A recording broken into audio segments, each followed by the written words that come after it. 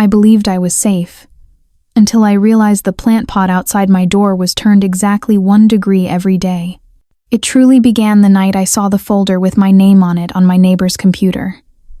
Inside were hundreds of photos. Photos of me working, photos of me reading, and photos of me sleeping, taken directly through my bedroom window. In that moment, I did not scream. I just felt an icy chill run down my spine because I suddenly understood everything. I had come to Prague to escape my ex-husband, Victor.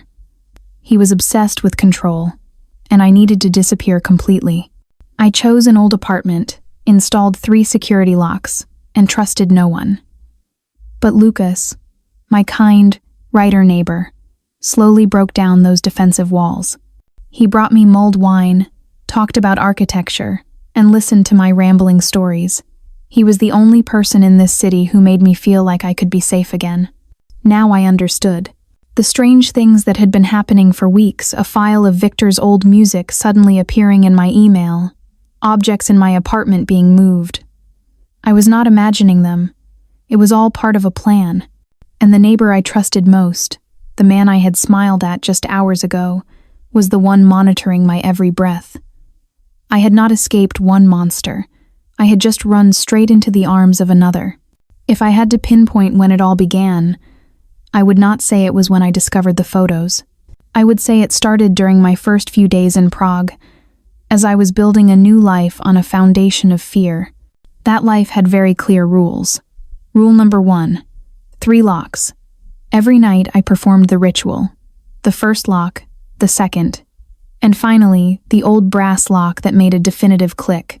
I would rest my forehead against the door, feeling a false sense of security. That night I heard footsteps. They were slow, deliberate, and coming up to my floor. My first instinct, as always, was Victor. My heart hammered against my ribs. Holding my breath, I crept to the door and looked through the peephole. I saw no one, only the dimly lit hallway. But I knew someone was standing out there. I stood motionless until the footsteps receded. I thought I had just escaped a threat, but in reality, the true danger had not yet shown itself. The next morning, on my way to work, I met him. He was sitting on the windowsill on the staircase, reading a book. He looked like a part of the city itself, classic, intellectual, and completely harmless. As I passed, he looked up and smiled. "Gothic architecture?" he asked, glancing at the book I was clutching to my chest. "A perfect choice for Prague. This entire city is like a poem written in stone." That sentence made me pause. It was not a generic pleasantry. It showed that he paid attention. A part of me wanted to stop and talk, but fear won. I just nodded, said a brief hello, and walked away quickly. I thought I was being cautious. The only place I did not have to be cautious was at the office. There, I was not a woman on the run. I was an architect. That afternoon, I stood before my Czech colleagues, passionately presenting my plans for the restoration of an old library. I spoke about the structure of the wooden beams, about the type of lime mortar required. When I talked about my work, I was completely myself. Here, my competence was recognized. Here, I was safe. That safety lasted until the evening, when there was a knock at my door. It was soft, just 2 knocks. But it was enough to make my heart drop. I looked through the peephole. It was him, Lucas, the neighbor from the staircase. He was standing there with 2 steaming glasses of mulled wine. He spoke through the door. "The Prague weather is starting to get cold. I thought some hot wine would be nice. Consider it an official welcome from your neighbor." I wrestled with myself. My entire body screamed not to open the door. But my rational mind told me I could not live like this forever. He was just a neighbor. A kind gesture was not always a trap. In the end, I compromised. I undid the security chain and opened the door just a crack, a narrow slit. I took the glass through that opening, our hands never touching. I thanked him, then immediately shut the door, turning all 3 locks. I stood there for a long time, holding the warm glass. But I did not drink it. I poured it down the sink. At that moment, I thought I was being careful. Now I know. That was the first spark of hope I extinguished myself. before I let him bring me other, larger, and far more dangerous ones. That coffee was a turning point. After that day, I allowed myself to trust a little. The short conversations in the hallway became more frequent. Lucas had a special ability to make others feel heard without them having to say much. He never asked about Frankfurt, never asked why a French architect was working here. He just accepted me as I was, in the present. His words at the cafe echoed in my mind. Prague is a great city to hide in. No one will judge your story. It felt like permission. Permission to breathe, to exist without having to explain myself. I began to trust him. Truly trust him. I thought that maybe not everyone was like Victor. Maybe simple kindness still existed. That was my biggest mistake. A few nights after that coffee, my fragile peace shattered. I was in my apartment, finishing up some work on my computer. The apartment was silent, except for the clicking of the keyboard. I was checking my work email when I saw a new message. It was not in my main inbox, but had been filtered into my spam folder. The email address was a meaningless string of characters and numbers. There was no subject line.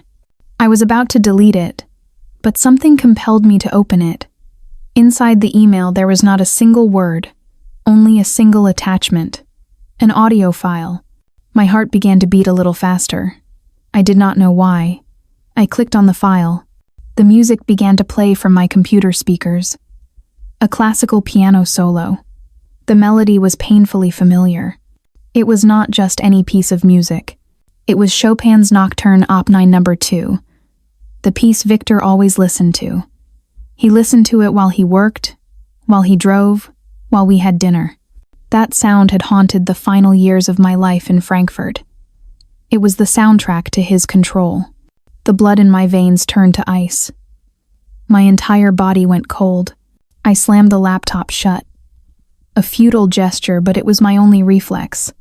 I sat motionless in the dark, listening to my own ragged breathing. Sweat beaded on my forehead. The past was no longer a distant ghost. It had just knocked on my door. He had found me. I did not sleep at all that night. Every little noise in the hallway made me jump. The next morning I looked terrible. My eyes were sunken, and I felt as if I had not been breathing properly for hours. I left my apartment, planning to get to the office earlier than usual. I did not want to be alone in the apartment anymore. And of course he was there. Lucas. He was locking his apartment door. He saw me, and the usual smile on his face vanished. "Elara, you do not look well at all. Is something wrong?" I was about to say, "It is nothing," as I always did. But I was so tired of carrying this fear alone, and he, with his genuinely concerned expression, looked like a safe harbor. So I told him. I told him about the email, about the music. I did not mention Victor's name, only referring to him as my ex.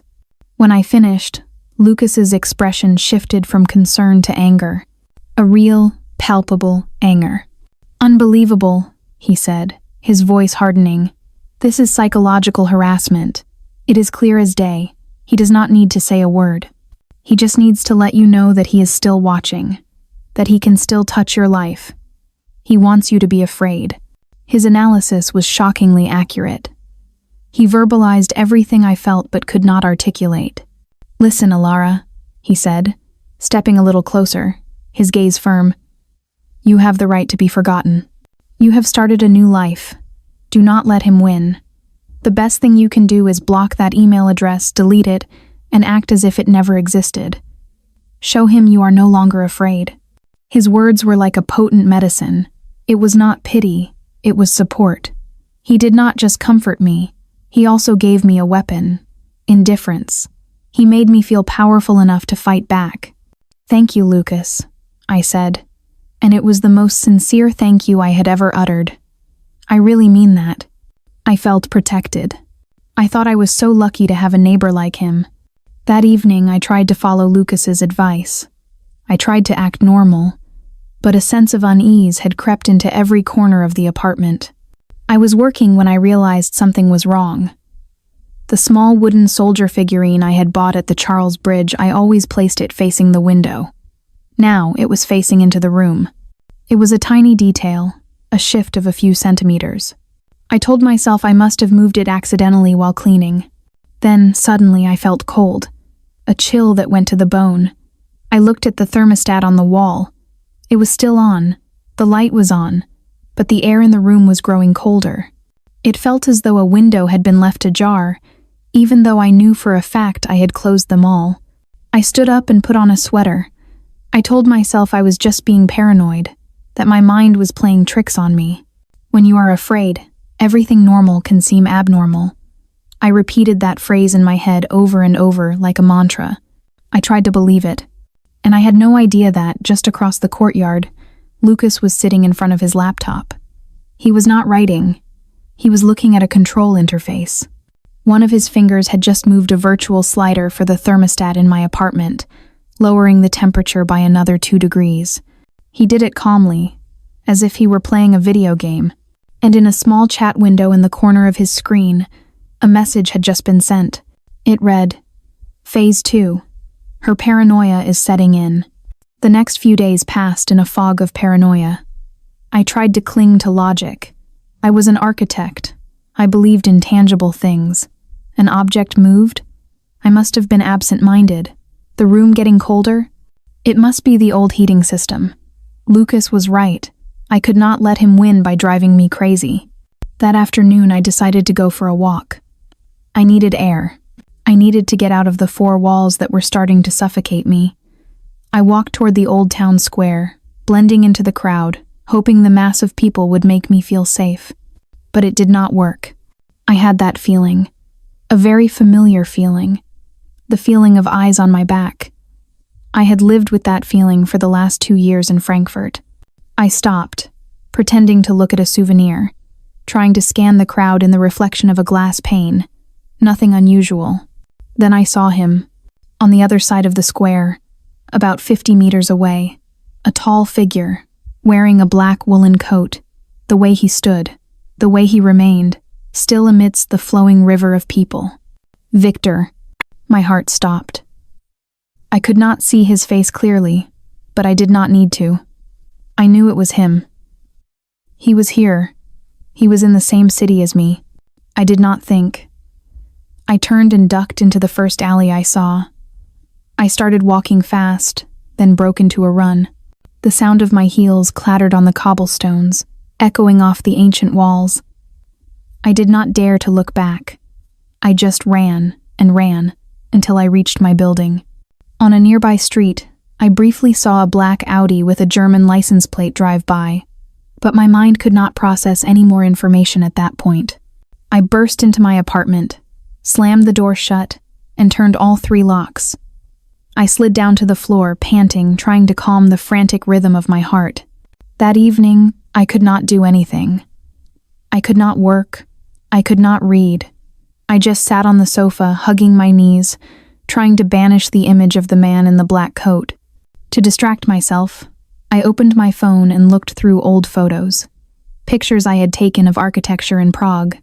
I scrolled and scrolled, and then I stopped. There was a new photo album. I had not created it.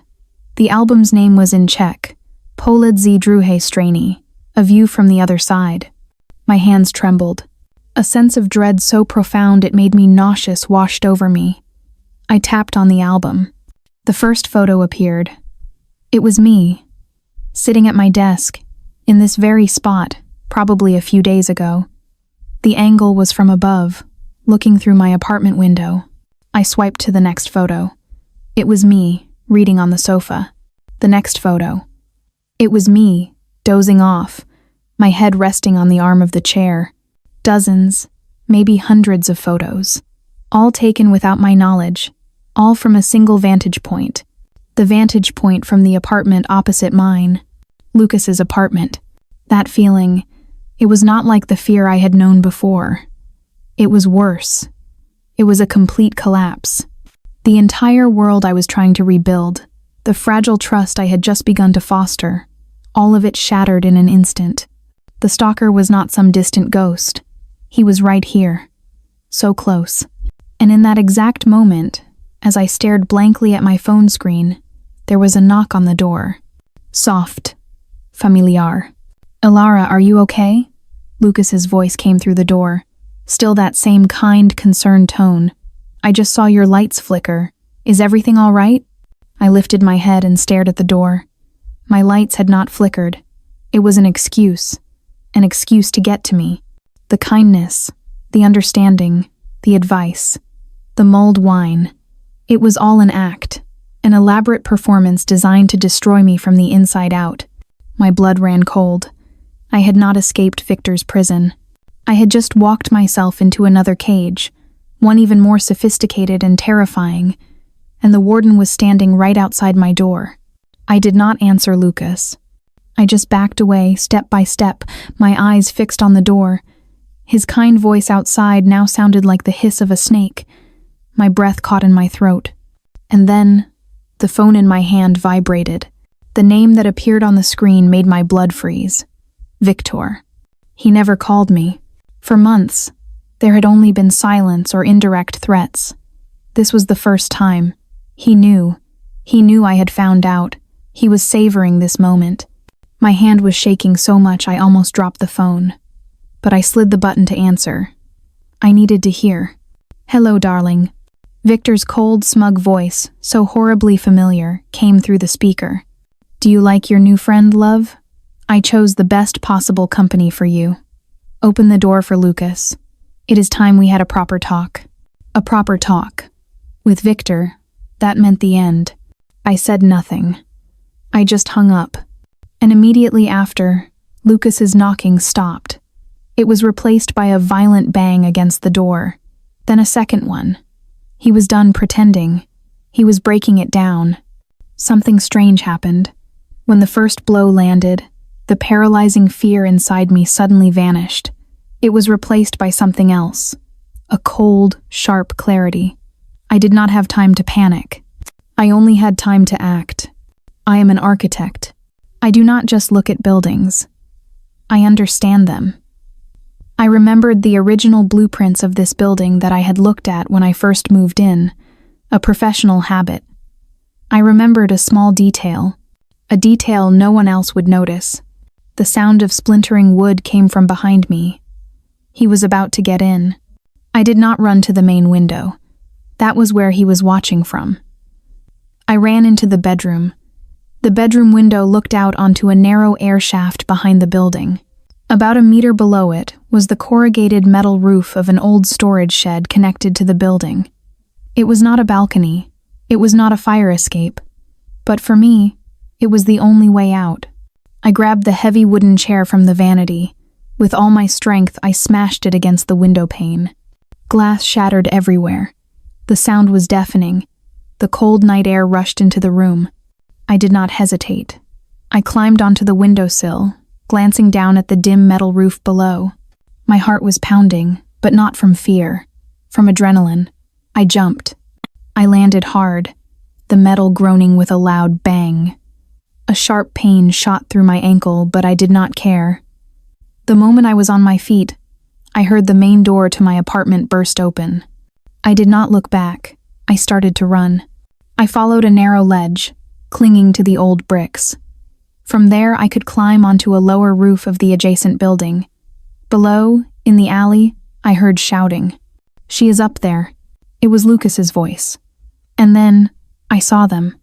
Lucas and a tall figure in a black coat running out of the building's side entrance. Victor. He was really here. They chased me from below, yelling, pointing. But they did not understand.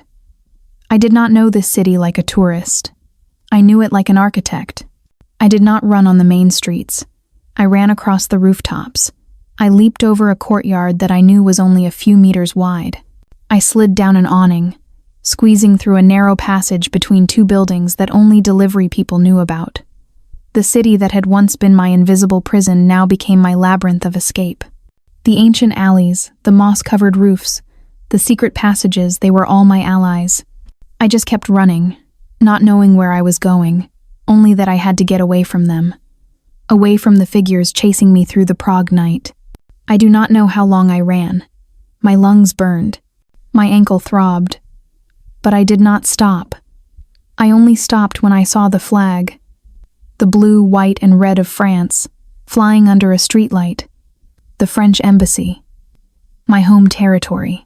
The last safe place. I ran to the gate, banging on it like a madwoman. My clothes were torn, my hands and legs scraped. When the security guard opened the gate, I nearly collapsed. I sat in a small, sterile office. They gave me a glass of water and a blanket. For the first time in hours, I realized I was shaking. Not from the cold, but from everything that had just happened. A man in a suit came to see me.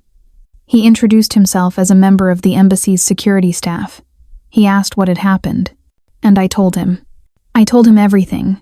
About Victor, about Frankfurt, about the 3 locks, about Lucas, about the music, about the photos. I took out my phone. The screen was cracked from the jump, but it still worked. I opened the photo album named Poled Z Druhe Strani and showed it to him. I saw his expression change as he swiped through the photos. His initial skepticism vanished, replaced by grave seriousness. He did not interrupt me, he just listened. When I finished, the room was silent. That was the first time my story was heard and fully believed. A few weeks later, I was standing at Prague's main train station, Praha Hlavní nádraží. Everything was different. The long hair Victor had liked was now cut short. I wore a simple coat and a pair of sturdy boots. He no longer felt like Pre. Over the past few weeks, I had worked with the Czech police, the German police, and the embassy. My story, along with the evidence on my phone, had been enough for them to take action. I was standing on the platform, watching the people come and go, when my phone vibrated. It was a message from the lawyer the embassy had assigned to me. The message was short. They have arrested them both. Victor in Frankfurt, Lucas in Prague. Thanks to Europol's cooperation. You are safe now. I read the message twice. Safe now. A wave of relief so powerful it almost buckled my knees washed over me. But I stood firm. I took a deep breath, the cold station air filling my lungs. The train whistle blew, announcing its imminent departure. I was not going back to France. Nor was I staying in Prague. I was going somewhere new. A place of my own choosing. A place with no past. I picked up my single bag and stepped onto the train. As the train slowly began to move, I did not look back. I did not want to see the beautiful, haunted city of Prague again. I only looked forward, through the window, toward the opening horizon. My escape was truly over. And this time, I was not running from anything. I was running toward my own future.